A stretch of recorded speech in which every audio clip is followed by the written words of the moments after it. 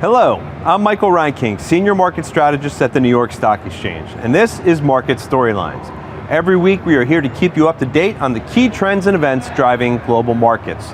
The first week of summer has been a scorching hot one in New York City, but the summer lull hasn't hit markets yet. So let's dive into this week's Market Storylines. Now, last week, major U.S. indices ended the week around unchanged as investors digested the Fed's rate decision and the world waited to see if the U.S. would get more directly involved in the Middle East. Now, Friday was triple witch expiration, leading to a closing auction that exceeded 2 billion shares on the NYSE. Now, in last week's episode, we suggested that the hedging activity associated with this event was suppressing volatility, and as those positions rolled off, we could see an expansion of the tight range we've been trading in recently. Now, as we record on Thursday afternoon, global markets have moved higher this week with the S&P 500 up over 2%, trading to the highest level since February, quickly approaching its all-time high again. So how did we get there? Probably not the way you might have envisioned. Now, over the weekend, President Trump ordered airstrikes on Iran's nuclear sites just a day after suggesting it could be a couple of weeks before he made a final decision. Now, equity futures reopened modestly lower on Sunday night, while oil extended the recent gains with ICE Brent briefly trading over $80.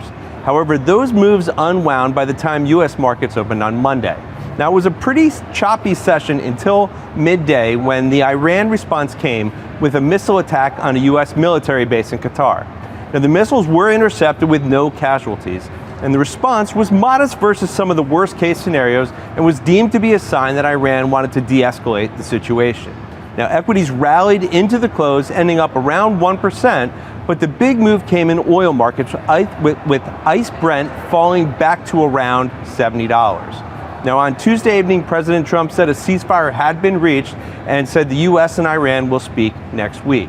Now, the other thing helping risk sentiment this week is economic data that continues to point to a resilient U.S. economy despite the uncertainty.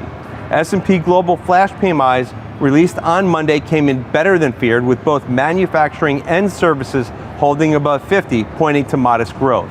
Now, this morning, durable goods orders blew away expectations, driven by the recent Boeing orders, but ex-transports also came in ahead of expectations. Non-defense goods orders, ex-aircraft, often referred to as capital goods orders and viewed as a proxy for business spending, was up a strong 1.7%.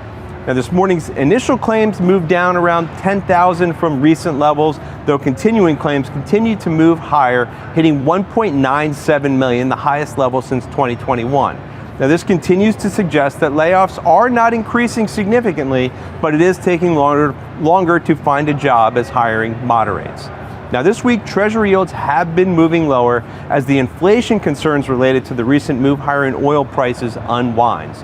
Now, in addition, the Fed proposed lowering the enhanced supplementary leverage ratio from 5% to between 3.5% to 4.5% based on the bank's risk profile. Now, this proposal, which has been a goal of the administration to help increase demand for treasuries, is now open for public comment, which typically lasts 30 to 60 days.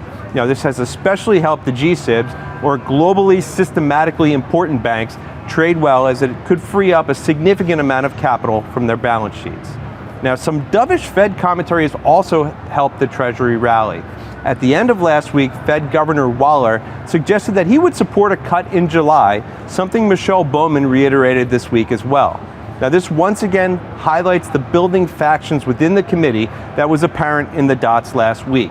Now, it is notable that both Waller and Bowman are voting members, with the latter reportedly being considered to replace Chair Powell.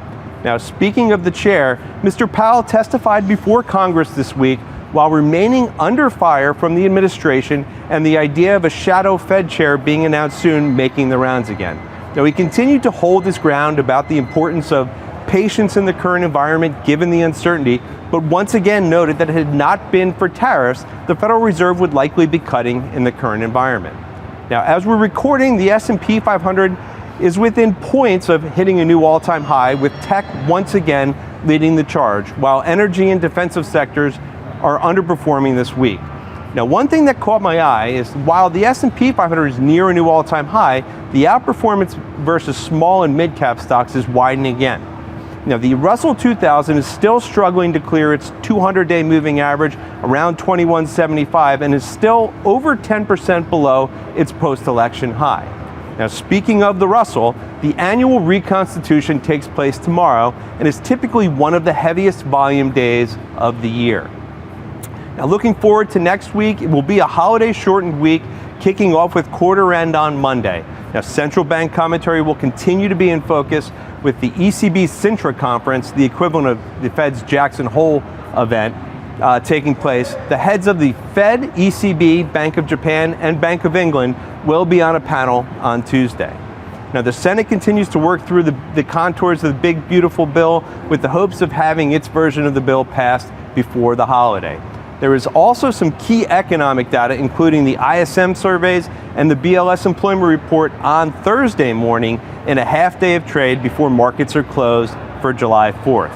Now, I'll leave you with that vision of beaches, barbecues, and fireworks, and we'll be back with you after the holiday. Thanks for spending some time with us today. If you liked today's episode, please tell a friend or leave a comment wherever you listen to your podcasts. I'm Michael Reinking. Thanks for joining me, and hope you enjoy some time with friends and family.